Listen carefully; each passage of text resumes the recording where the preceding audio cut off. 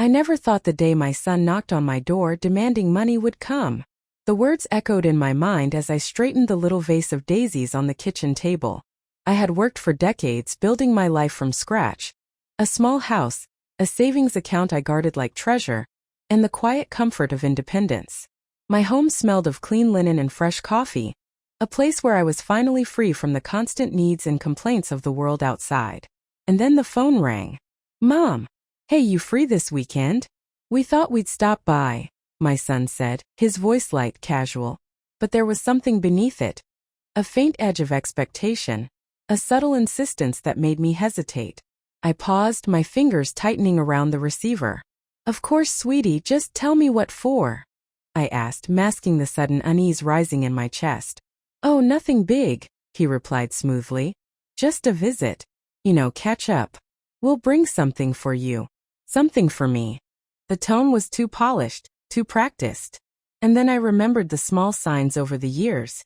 How he always glanced at my wallet, lingered too long around my jewelry box, asked casually about my savings when I thought he wasn't paying attention. He had always been entitled, yes, but careful until now. I tried to shake off the dread. Maybe I was imagining it. After all, he was my son. But the pit in my stomach wouldn't settle. That evening, there was a knock at the door. I opened it to see him, taller now, shoulders broader, smile easy, holding a small gift bag in his hands. Beside him stood his wife, her eyes bright and friendly, but her posture radiated control, the kind that said she knew exactly how to steer the room. "Surprise, Mom," my son said, stepping forward. "We thought we'd come by and spend some time with you." I forced a smile, trying to match the warmth in their eyes, but my heart pounded. That smile, I realized, was hiding something. The gleam of expectation, the unspoken calculation behind every gesture. I stepped aside, letting them in, and as the door clicked shut behind them, I felt a cold certainty. This wasn't just a casual visit. Something had changed, and I wasn't ready for what I was about to uncover. I barely opened the door when his wife's eyes roamed like vultures, calculating, assessing. The living room smelled faintly of my lavender polish, the scent mingling with the soft hum of the old clock on the wall. Everything was as I had left it, the curtains neatly pressed, the sofa cushions fluffed, my small collection of porcelain figurines lined on the shelf. Yet in that moment, the cozy comfort of my home felt suddenly exposed, as if every corner was being measured, judged, weighed against their expectations. They smiled, sitting down without asking, as if the furniture had been theirs all along. My son's easy laugh bounced off the walls, but there was a sharpness in his eyes I hadn't seen before. "So, Mom," he said casually, leaning back and stretching. "How's everything going with your investments? The house? You've done well for yourself, huh?" I froze, the teacup trembling slightly in my hands. They weren't here for tea or conversation. They were here to calculate, to measure what they could take. His wife sipped her tea, a soft, mocking smile tugging at her lips. "It must be so hard managing everything alone all these years," she said. The words were coated in sweetness, but underneath was an unmistakable sting. I felt my cheeks burn. I smiled politely, keeping my voice steady. "It's been a lot of work, yes, but I've managed." She nodded, tilting her head, and I felt her glance flick over the room again. Lingering on the corner where my late husband's tools were neatly stored, on the shelves lined with my savings ledgers, on the certificates and small awards I'd earned over decades. They probed gently at first, asking about my retirement accounts, casually mentioning the value of my house, the stability of my savings. Each question was wrapped in concern, but the tone carried a weight that made my stomach knot. I felt cornered in my own home, forced to smile while they pried. I pretended ignorance, nodding, giving vague answers, hiding the storm of anger and humiliation churning inside me. Every laugh, every sip of tea, every light comment about family obligations felt like a step closer to something I wasn't ready to face. And then, without warning, my son leaned forward, eyes steady, voice calm but firm. "Mom, we think it's time you helped us out. Financially. You've done so much for us already. But now it's our family's right." The words hit me like a cold splash of water. My blood ran icy. Right. Family right. The very idea that they believed they could claim what I had built with my own hands left me stunned. I forced another polite smile, keeping my voice even, but my mind raced. This wasn't just a casual visit. This was the beginning of something far more dangerous than I had imagined. And I knew deep down I had to prepare. I froze as he leaned forward and said, "You should give me half, Mom. It's only fair." The words hung in the air like a storm cloud, heavy and suffocating. I could feel my pulse hammering in my ears, the teacup slipping slightly in my hands before I caught it. Half. Half of everything I had saved, every cent I had worked for, every quiet year of independence I had carved out with my own hands. And he expected me to hand it over with a smile. His wife leaned back, a mockingly sweet grin on her face. "Mom, don't be stingy," she said, her tone dripping with feigned concern. "We're family. You wouldn't deny your own family, would you?" I looked at them both, my stomach twisting. Betrayal had never tasted so bitter. My own son, the boy I had raised, the boy I had tucked in at night and watched grow up, now sat across from me like a man demanding his due, seeing me not as a mother but as a wallet. I swallowed the lump in my throat and forced my voice calm. "Half? That's quite a lot to ask for." "Oh, come on, Mom," he said, leaning even closer. "You've done well. It's just fair that we get our share. Don't make this awkward." They smiled at me, expecting panic, tears, submission. I could feel their arrogance, their certainty that I was powerless, that the years of quiet strength and careful planning counted for nothing. I breathed slowly, pretending to consider it, nodding slightly, tilting my head, letting them think their words had shaken me. Inside, anger boiled, a mix of humiliation, disbelief, and fury. The betrayal cut deep. Deeper than anything I had imagined possible. "You really think it's that simple?" I said softly, letting a trace of ice edge my tone. They blinked at me, surprised by the sudden firmness. I kept my face neutral, my hands steady on the table. "You seem very confident. Maybe too confident." The room went quiet for a moment. Their smiles faltered. I sipped my tea slowly, savoring the pause, letting the weight of my composure press down on them. I didn't answer their demand. Not yet. I let them chatter on, their arrogance filling the empty spaces, while in my mind, a plan began to take shape. They thought they had the upper hand. They believed they controlled the game. But I had patience, and I had something they had forgotten. I wasn't powerless. And when the time came, they would learn that the mother they had underestimated had been planning far longer than they could ever imagine. I smiled to myself, and they thought it was fear. It was the exact opposite. They continued to chatter across the table, oblivious to the storm brewing behind my calm exterior. My son recounted stories of his friends' investments. His wife laughed lightly, suggesting I should be more modern with my finances. Every word, every laugh, every casual glance at my savings only fueled the fire simmering inside me. For decades I had built my life carefully, brick by brick. Every late night at work, every sacrifice, every careful decision about what to save and what to spend had been mine alone. I had raised my son with love and patience, trusting him to grow into a man of integrity. And now, here they were, assuming entitlement to what I had created, blind to the woman they were underestimating. I sipped my tea slowly, letting them prattle on while my mind ran calculations faster than they could blink. I thought about documents, about accounts, about proof, everything they believed they could claim I had quietly safeguarded. I had patience, and patience was far more dangerous than anger. "Mom, you're quiet," my son said, breaking into my thoughts. "Are you even listening?" "I'm listening," I replied softly, voice steady, hiding the satisfaction in knowing I held more cards than they realized. They smiled at me, thinking they had won, unaware that my mind had already mapped every step. Every demand, every mockery, every veiled insult they had thrown was fuel for the strategy one was forming. I would not confront them with tears, nor would I shout. They wouldn't see me coming until it was far too late. The plan was simple in its elegance: expose the truth, reclaim control, and do it in a way that left them shocked and powerless. I would act with precision, each move deliberate, each word a statement of authority. Finally, I set down my cup. "Why don't you both come into my office? I want to show you something," I said, my tone light but carrying an unshakable certainty.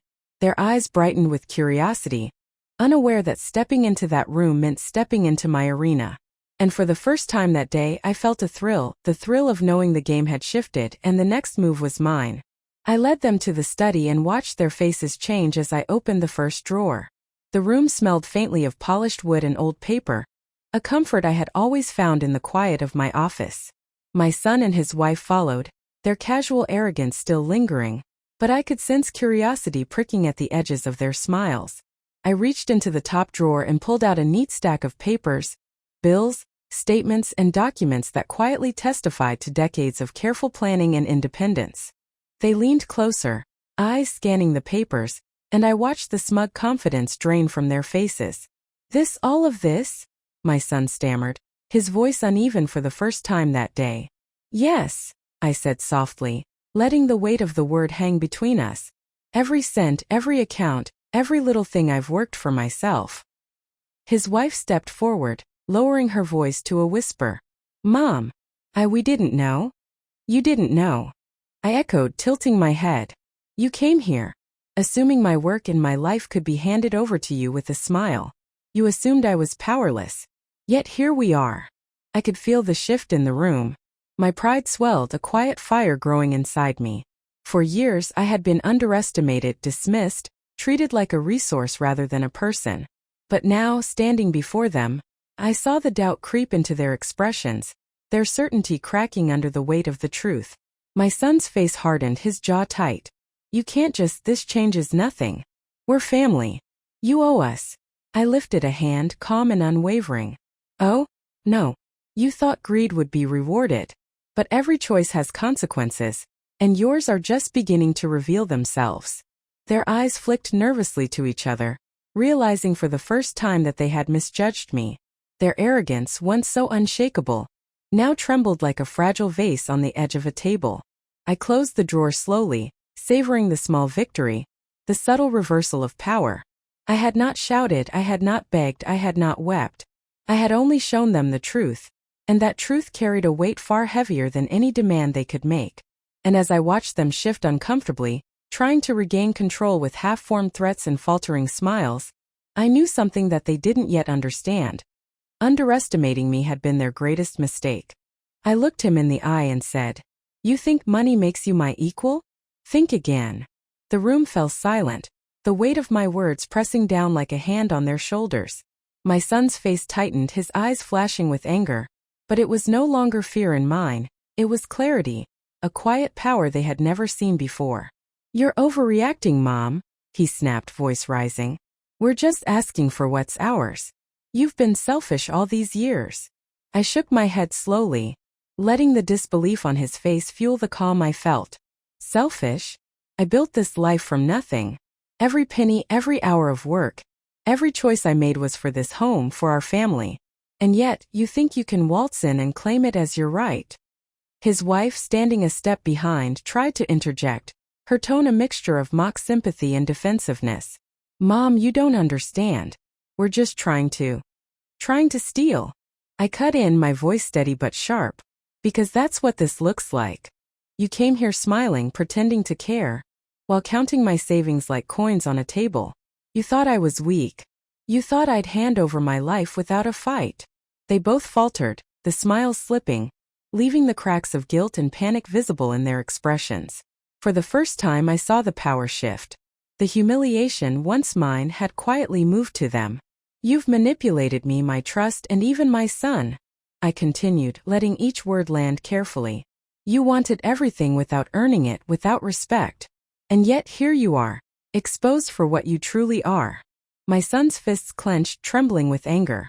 This isn't over. You'll regret this, Mom. You'll see. I held his gaze, unwavering. Regret? Perhaps you will. But not me. I've seen enough to know that honesty, dignity, and careful planning are worth more than your fleeting greed. His wife's face paled, her voice dropping to a whisper. Mom, you don't understand. I understand perfectly, I said softly, almost kindly. I understand that the person you tried to use as a wallet has been stronger than you ever imagined. And while you believed you were in control, I've been quietly preparing my response. One day, you'll see the consequences of underestimating someone who built everything herself. My son stomped toward the door, fury radiating from him. He slammed it behind him, leaving the room vibrating with the echo of his threat. I stood there alone, breathing slowly, a small victorious smile tugging at my lips. Alone in my home, I realized that this was only the beginning. They thought they had power over me, but the real reckoning was yet to come, and I would be ready. I smiled as I closed the door, finally understanding what freedom really felt like. The silence in the house was different this time. Not lonely, but alive with possibility. I walked to my desk and sorted through the documents I had gathered over the last few days. Each one a reminder that I wasn't just a mother or a grandmother. I was a woman who had built her life with her own hands, and no one could take that away from me. I made calls to my bank and legal advisors, ensuring that every account, every investment, and every asset was locked down and accounted for. Each confirmation, each secure signature, gave me a thrill I hadn't felt in years. A quiet, steady satisfaction that I was reclaiming not just my home, but my autonomy. When I finally dialed my friend, her familiar voice brought warmth to the room. "How are you holding up?" she asked. "I'm lighter than I've been in months," I admitted, a soft laugh escaping me. "I feel like I can breathe again. And everything they thought they could take? It's safe. All of it." There was a pause on the other end, then a bright, cheerful reply. "That's my girl. You always knew how to take care of yourself. I'm proud of you." I hung up the phone, letting the words sink in. Pride and relief mingled with a subtle caution. My son had stormed out, his threats echoing in my ears, and I knew he wasn't finished. But this time I wasn't afraid. I had anticipated his moves, prepared for every angle, and secured the walls around my life. As I walked past the window, I caught sight of a car idling briefly down the street. Familiar, hesitant. My heart tightened for just a second before I smiled again. Let him come. Let him try. I was ready, stronger than ever, grounded in the knowledge that my independence wasn't just financial. It was mine to keep. I poured myself a cup of tea, savoring the warmth. Outside, the world continued as usual, but inside I felt a quiet triumph. Every choice I had made, every sacrifice had led to this moment. And now finally nothing could shake me. Yet as I settled into the soft embrace of my favorite chair, a subtle unease tickled at the back of my mind, a reminder that vigilance was part of freedom. Somewhere my son was plotting. But for the first time I felt ready to meet him or anyone else with the strength I had spent a lifetime building. This time when he came back, I wasn't hiding behind politeness.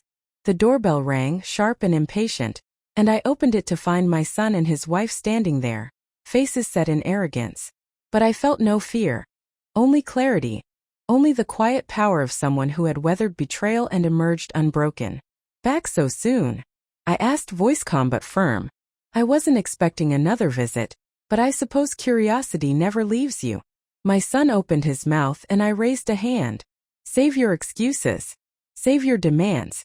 I know exactly what you were planning and I won't tolerate it. Not here, not ever." His wife scoffed, trying to mask her unease. "Mom, we were just what?" I interrupted, stepping aside to let them in, though they knew they had no right. "Just trying to take what isn't yours? Just trying to erase my life so yours could look better? You underestimated me, and that's your first and last mistake." The words hung heavy in the air, and I watched the confidence drain from their eyes. For once I didn't have to plead or argue. My dignity, my knowledge, my preparedness, they were enough. "You thought I'd be intimidated," I continued, letting each word land like a hammer. "You thought silence would bend me. But here I stand, fully aware, fully in control. The house is mine. The life I built is mine.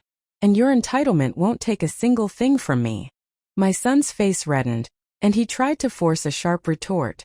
"You'll regret this one day, you'll see." I smiled, serene and unshakable. Regret? Perhaps. But not me. I've already paid the price of patience and foresight. You'll see only that your threats have no weight here. His wife stepped forward, voice trembling now. "Mom, we didn't think. You didn't think I'd notice?" I said softly, shaking my head. "You didn't think I'd protect what's mine? Every document, every decision, every ounce of effort you assumed you could manipulate. It's untouched.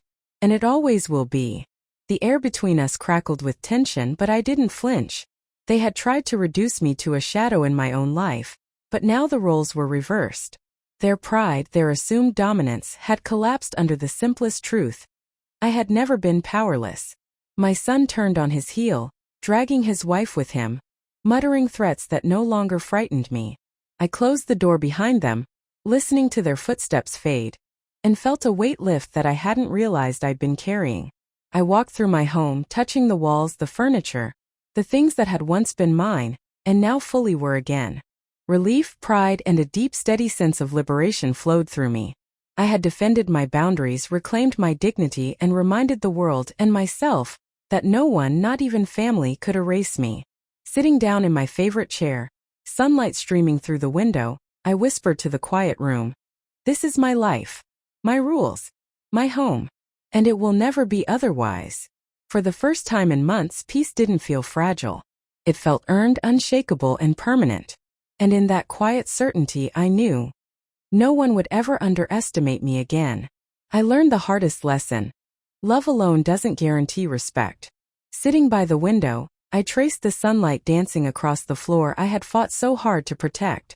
Months of tension, betrayal, and confrontation had passed, and yet the quiet here felt sweeter than I ever imagined.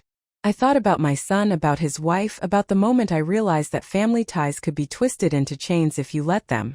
A friend called just as I was organizing some old letters. "How are you holding up?" she asked softly. "I'm whole," I replied, surprising even myself. "It's strange. I still love my son, but I can't love the part of him that tried to erase me. And that's okay. I've learned that respect isn't given just because you care. It has to be earned." I remembered every sneer, every probing question, every attempt to undermine me. The humiliation I felt then had hardened into wisdom now. I no longer needed approval to validate my life. I had fought for my home, my finances, and my dignity, and I had won. The house around me smelled familiar again, warm and comforting. Each room told a story of resilience, of careful planning, and of a woman who refused to be erased.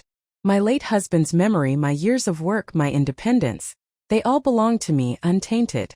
I thought about viewers listening to my story, about the women who might face the same silent pressures from family, from entitlement, from greed. "Don't let anyone make you small," I whispered to the quiet room. "Don't let love blind you to your worth. Protect your boundaries, your life, your home." Courage doesn't always roar, but it always stands firm.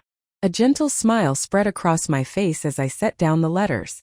Satisfaction filled me. Not from revenge, not from seeing others humbled, but from knowing I had stood for myself. I had reclaimed what was mine, and in doing so, I had rediscovered something far more precious, my self-respect.